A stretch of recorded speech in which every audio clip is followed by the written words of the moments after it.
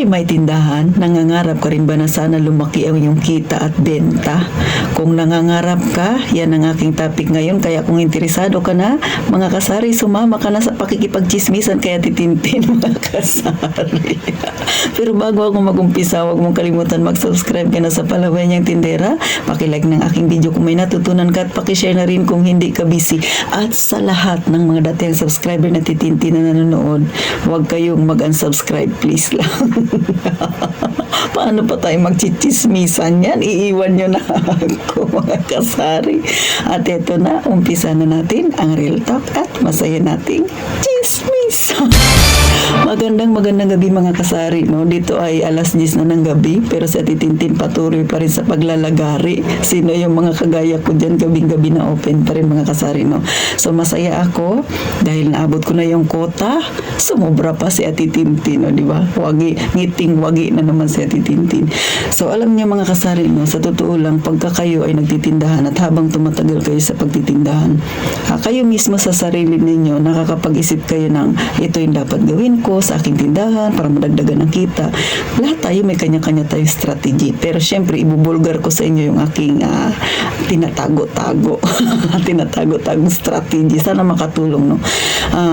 Pag nag-umpisa ka sa pagtitindahan, medyo nangangapa ka pa. Pero habang tumatagal, mga kasari, nakakagawa ka ng isang pamamaraan na makakatulong sa pagpapalago ng iyong tindahan. So, number 1 mong alamin dyan, syempre, alamin ang fast moving at slow moving. So, sa magtatanong, bakit kailangan yan? At itin, parehas lang naman ang paninda yan, parehas kakikita. Well, malaki ang pinagkaiba niyan. Ang fast moving kasi, mas mapabilis mong mapapaikot ang pera mo. While yung slow moving, nakastock lang yung puhunan mo. So, pag na-identify mo yung fast moving, mga kasari, doon ka magtambak ng maraming item. Doon ka magtambak ng produkto na talaga namang fast moving kasi ikot na ikot ang pera mo. So, madali mong mabawi yung iyong puhunan. Pero kasi sa slow moving, sabihin natin na mababawi mo rin naman ang puhunan mo. Pero mga kasari, ang tagal ng ikot. So, nakapending lang siya. Minsan nga, hindi mo pa sure kung mabibenta ba yan o hindi. So, kagaya ako naikwento ko nung nakaraan, di ba? May dalawa akong UFC. Bagamat wala pa 20 pesos yung sumunod kasi yung medyo malaki ay sa sobrang bagal niya na expired na. Akalain mo yun 2 peraso na nga lang yung tinda ko na UFC na na ketchup tapos na expired pa. So nakakahinayang kasi lugi talaga, mga kasari, no? Kung sasabihin niyo wala, mura lang naman yan natitintin. Mura nga ang pagod-pagod kaya mamili tapos ma-expired lang. O diba? So sa ating mga may maliit na tindahan, bawat piso ay mahalaga. Kaya dapat alamin ang fast moving, alamin ang slow moving kasi malaki ang may tutulong yan. Next, pang number 2 na dapat mong gawin na makakatulong din sa iyo para mas mapalago ang iyong kita, mas mapalaki, o diba? Ay dapat, syempre, mga kasari, pag pumunta kayo ng grocery store at mamimili kayo, pumunta kayo dun sa section na maraming promo. Katulad ako kanina, namili ako, no? So, ang promo nila ay yung Nescafe Latte at saka original. So, akalain mo, pag bibili ka ng 10 pirasong Nescafe, may discount siya na 15 pesos. So, malaki na yun. Tubo mo na yun kaagad ang 15 pesos. Plus, additional pa doon sa makikitain mo kung ilang porsyento yung idadagdag mo. So, kahit papano, medyo malaki ang kita, mga kasari. So, nagigets nyo ba yung ibig sabihin, no?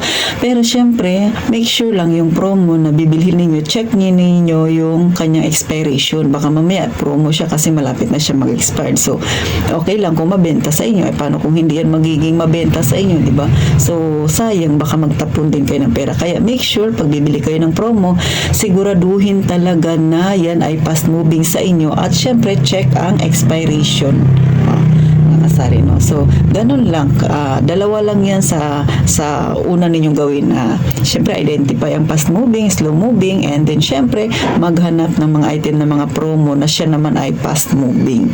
Next, syempre, mga kasari, ito yung ginagawa ni Ate Tintin. Hindi ko alam kung ginagawa niyo rin ito, no? So, katulad sa akin na mga kasari, medyo slow moving sa akin yung ito, Dell. So, kanina, namili ako. So, promo din siya, ang promo niya ay 9 plus 3. So pag bibili ka ng na nakapak na siya, 9 na piraso, may additional siya na 3 pirasong ganito, mga kasari. Then ang kanyang price dito sa amin ay 51.30. So sa 9 na piraso, 51.30. So kung i-divide mo yun siya sa 9 na piraso, so ang isang piraso nito ay nagkakalaga lang ng 5.7. So ngayon, dito na pumasok yung style na titintin kasi nga napaka-slow moving dito sa akin. So para hindi siya abutan ng kanas-kanas o kailan pa man siya mabenta, kasari. O, di ba? Siyempre, yung sa 9 na yun, may plus pa siya na 3. So, yung 3 na yun, tubo ko na yun, mga kasari. Then, siyempre, yung interest pa na ipapatong ko dun sa bawat isa nito. So, yun yung kikitain ko. So, ngayon, ito na ginagawa niya titintin, no? So, 51.30 yung 9 na piraso plus may 3 siyang free. So, sa 51.30, pag dinivide mo siya sa 9 piraso, so ang kanyang presyo lang ay 5.70. And then, ang ginawa ko, times 2. So, times 2. So, ang magiging presyo pagka 2 piraso nito ay 11.4. So, bakit ko ginawang dalawa? Kasi, sa titintin, kung sa grocery store, may mga tie-up, may mga promo. Sa ating sari-sari store, pwede rin natin gawin ang mag-promo ka ng sarili mo. Magawa ka rin ng sarili mo. So, dalawa ito. Ang pinakapuhunan nito, pag binili mo siya, mga kasari, ay 11.40. So, ang ginawa ko, mga kasari, dalawa na siya. Ibibenta ko lang ito ng 16 pesos. So, kadalasan kasi ang bintahan dito sa amin ay 9 pesos. Yung medyo malaki, 9 pesos to 10 pesos ang bintahan dito sa amin, mga kasari. So, ang puhunan mo ay 5.70. So, halos 6 pesos na rin. Pag binenta mo to ng 9 pesos, may 3 pesos ka. Pag binenta mo ng 10, may 4 pesos ka. So, sabihin na natin, ang benta ko dapat 9. So, ginawa ko para mas mabilis ko siyang mabenta. So, dalawa na ito. Nilagyan ko siya ng tape. Tape. Tapos, nilagyan ko siya ng 2 for 16 pesos. Bakit 2 for 16 pesos? Medyo may kalakihan ito, 2 for 16 pesos. So, may tubo pa rin ako kasi ang pinakapuhunan ng dalawa na ito ay 11.40. Ibebenta ko siya ng 16 pesos. So, sabihin na natin 12, 13, 14, 15, 16. So, may 4 pesos and 60 centavos na akong kita sa dalawa. So, magiging fast moving siya. O ngayon, at itintin, hindi man yan mabenta sa'yo, nang gagawin mo dyan, nag-promo ka. Ay, syempre, mag-sales talk ka kay customer. No? Kasi, karamihan dito sa aming mga estudyante, mga nagbo-board, mga nagtitipid, ang binibili yung medyo mura. Doon ka gagawa ng sarili mong promo. So, ngayon, sabi ko doon sa customer ko, kasi madalas bumibili siya ng, saan yung medyo mura dyan? Ito kasi medyo mura, no? Sabi ko.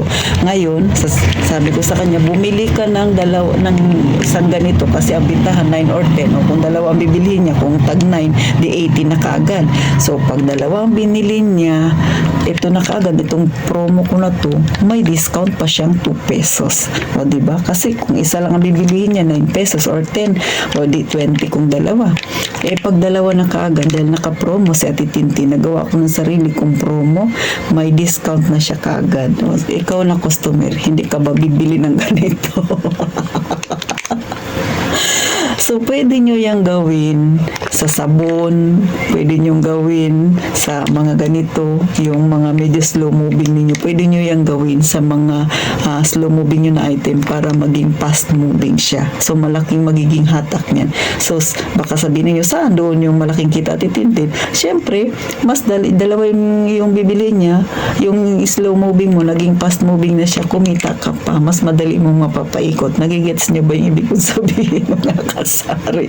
So, si Ate Tintin, yan ang aking strategy. O, kailangan wag kayong mahiya. Kailangan medyo makapal yung ating mukha o mag-sales talk. So, sa lahat ng mga tindero-tinderang kagaya ko, alam ko, yung style ko na ito, may mga gumagawa rin ito. Kaya kung gawain mo yan, mag-comment ka dyan sa baba. Okay ba, mga kasari? So, ganun na siya kasimple para maging fast moving yung mga slow moving natin na item. So, sa susunod, gagawin ko na naman yan sa aking mga bareta na sabon. O, syempre, mapipilitan siya dalawa kagad ang bilhin niya kasi mas mapapamura talaga siya mga kasari. At pabor din yan sa akin kasi slow moving siya, magiging fast moving siya mga kasari. So, may natutunan ba kayo? Napangiti ba kayo natitintin pero may nakuha kayong kaunting syempre, style, strategy sa ating mga tindera dyan. Sana mga kasari ay check nyo rin baka sakaling rin sa inyo okay din yung mga ganitong style na titintin, no? So try nyo rin gawin mga kasari, doon nyo gawin sa mga item nyo na mga slow moving. So bahala na kayo, pero sa titintin sa tingin ko ay okay naman siya mga kasari, kahit na konti yung aking kikitain, pero may kita pa rin kasi nga may plus 3 ito siya, diba? 9 plus 3. So paano mga kasari, hanggang dito na lang si Ate Tintin. Magkita tayo sa sunod na vlog ko at huwag niyong kalimutan mag-like ng aking video at syempre mag-subscribe sa hindi pa nakasubscribe, please lang. At gaya nga ng palagi kong sinasabi, mag-iingat tayong palagi mga kasari.